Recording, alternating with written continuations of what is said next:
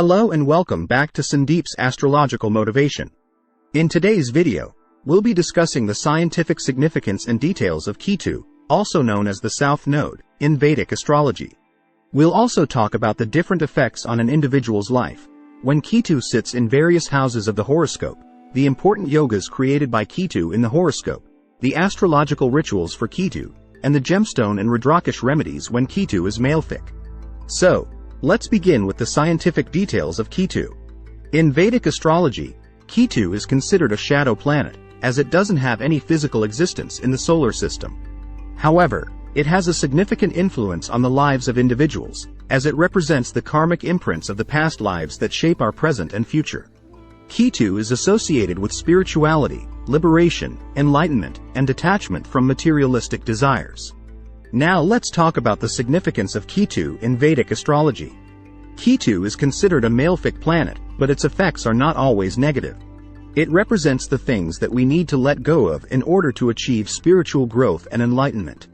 Ketu is associated with sudden changes, accidents, losses, and unexpected events that force us to detach ourselves from the material world and focus on the spiritual path. When Ketu sits in the first house, the native may be inclined towards spirituality and may have a detached attitude towards life. They may have an introverted personality and may not be interested in socializing much. If Ketu is placed in the second house, it can affect the native's family life, wealth, and speech.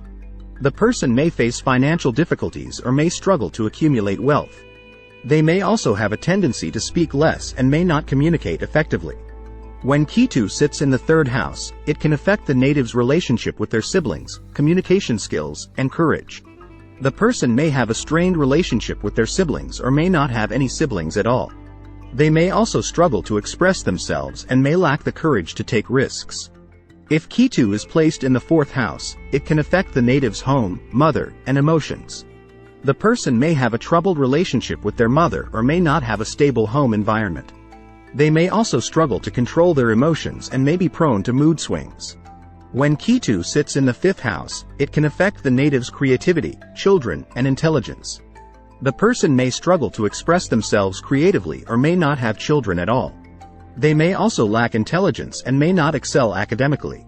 If Ketu is placed in the sixth house, it can affect the native's enemies, health, and obstacles in life. The person may have a lot of enemies or may struggle with health issues throughout their life. They may also face many obstacles in their personal and professional life. When Ketu sits in the seventh house, it can affect the native's marriage and relationships.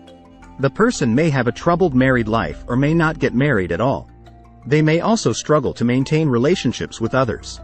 If Ketu is placed in the eighth house, it can affect the native's longevity, inheritance, and spirituality. The person may have a short lifespan or may not receive any inheritance. They may also have a strong inclination towards spirituality. When Ketu sits in the ninth house, it can affect the native's luck, fortune, and higher education. The person may not be very lucky in life and may struggle to achieve success. They may also face difficulties in obtaining higher education. If Ketu is placed in the 10th house, it can affect the native's career and public image. The person may not have a stable career or may struggle to make a name for themselves in society. They may also face obstacles in their professional life. When Ketu sits in the 11th house, it can affect the native's income, social circle, and desires. The person may struggle to earn money or may not have a strong social circle. They may also have unrealistic desires and may not be able to fulfill them. If Ketu is placed in the 12th house, it can affect the native's spirituality, losses, and expenses. The person may have a strong inclination towards spirituality and may be interested in meditation and other spiritual practices. They may also incur a lot of losses and may have high expenses. Now let's discuss the important yogas created by Ketu in the horoscope. The most significant yoga created by Ketu is the Kal Sarpa Yoga, which occurs when all the planets are placed between Rahu and Ketu. This yoga can cause significant obstacles in the life of the individual, but it can also lead to spiritual growth and enlightenment. Another yoga created by Ketu is the Ganesha Yoga, which occurs when Ketu is placed in the 4th or 10th house. This yoga can lead to success in career and protection from obstacles. Moving on to the astrological rituals for Ketu. To pacify the malefic effects of Ketu, individuals can perform the Ketu Puja, recite the Ketu Bij mantra, and offer donations to the poor and needy. Lastly, let's talk about the remedies for a malefic Ketu.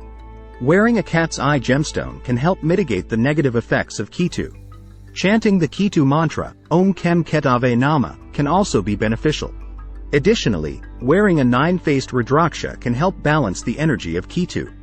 That's all for today's video on Ketu in Vedic astrology. I hope you found this informative and useful.